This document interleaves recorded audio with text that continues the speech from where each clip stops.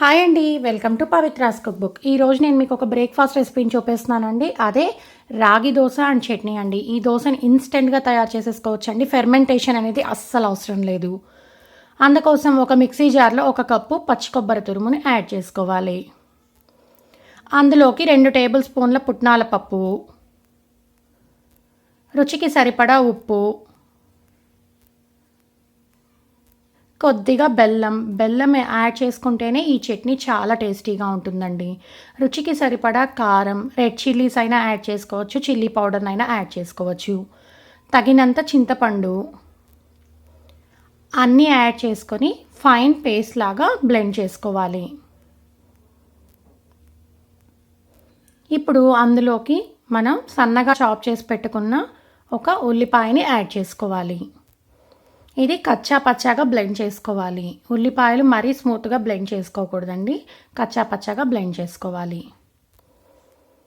ఇప్పుడు ఆ చట్నీని వేరొక బౌల్లోకి ట్రాన్స్ఫర్ చేసుకోవాలి.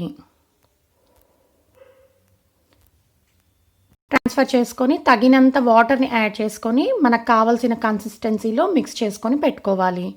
ఇప్పుడు ఆ చట్నీకి మనం పోపుని యాడ్ చేసుకోవాలి. ఆ పోపు కోసం ఆయిల్, ఆవాలు, కరివేపాకుని యాడ్ చేసుకున్నానండి. యాడ్ చేసుకొని బాగా మిక్స్ చేసుకోవాలి. ఇప్పుడు మనకి చట్నీ అనేది తయారైపోయింది. ఇప్పుడు రాగి దోశ ఎలా తయారు చేసుకోవాలో చూసేద్దాం. ఒక బౌల్లో 1 కప్పు రాగి పిండిని యాడ్ చేసుకోవాలి. ఇప్పుడు అందులోకి 1/4 కప్పు బొంబాయి రవ్వని యాడ్ చేసుకోవాలి. తర్వాత అందులోకి రుచికి సరిపడా ఉప్పుని యాడ్ చేసుకొని చిటికెడు వంట సోడాని యాడ్ చేసుకోవాలి. అన్నీ యాడ్ చేసుకున్న తర్వాత ఒకసారి బాగా మిక్స్ చేసుకొని తగినంత వాటర్ని యాడ్ చేసుకొని మిక్స్ చేసుకోవాలి.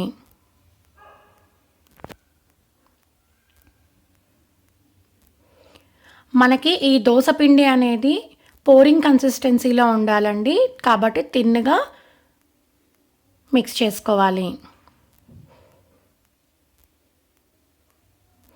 ఉండలనేది లేకుండా నీట్గా మిక్స్ చేసుకోవాలి. చూస్తున్నారు కదండి, మన దోశపిండి ఇలాంటి కన్సిస్టెన్సీలో ఉండాలి మనకి. అప్పుడే మనకి దోశలు బాగా వస్తాయి.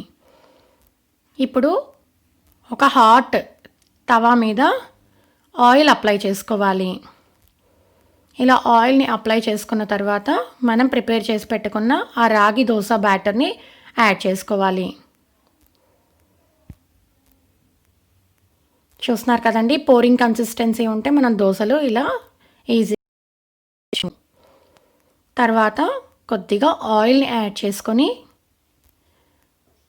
లిడ్ క్లోజ్ చేసుకొని కుక్ చేసుకోవాలి.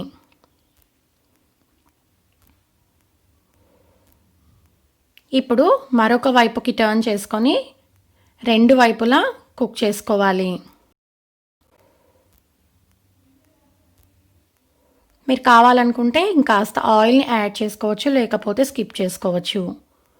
ఇలా 2 వైపులా దోశ ఫ్రై అయిన తర్వాత వేరొక ప్లేట్లోకి ట్రాన్స్ఫర్ చేసుకోవాలి. ఇదే ప్రాసెస్లో అన్ని దోశలు ప్రిపేర్ చేసుకొని ఈ చట్నీతో సర్వ్ చేసుకోండి. అంతే అండి, ఇన్స్టెంట్ రాగి దోశ తయారైపోయింది. మీకు కనుక ఈ రెసిపీ నచ్చినట్టయితే లైక్ చేసి షేర్ చేయండి. Thanks for watching. Please subscribe to our channel Pavitra's cookbook.